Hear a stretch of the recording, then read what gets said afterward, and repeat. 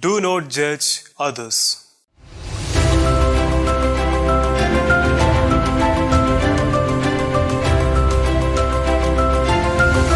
My dear brothers and sisters, in today's reading, we see Jesus giving few instructions to his followers.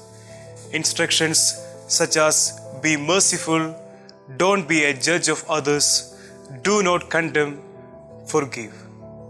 Among these instructions, one particular instruction is very relevant in our day-to-day life.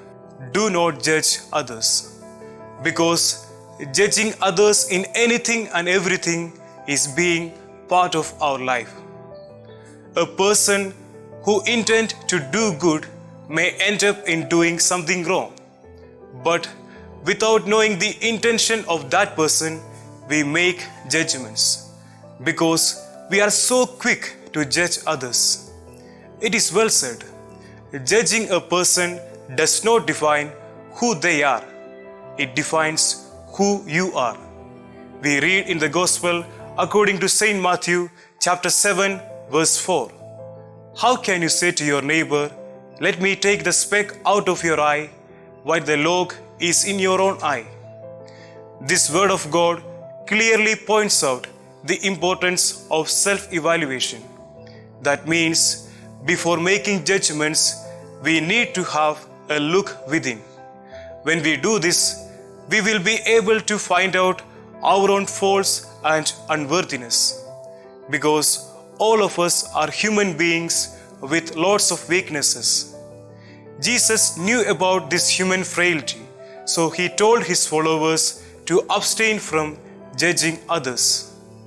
Our Lord Jesus is the best example of not being a judge over others.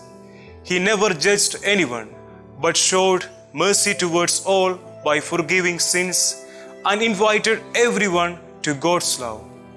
Being the followers of Jesus, to what extent do I show mercy and compassion to others, or how much I abstain from making judgments over others?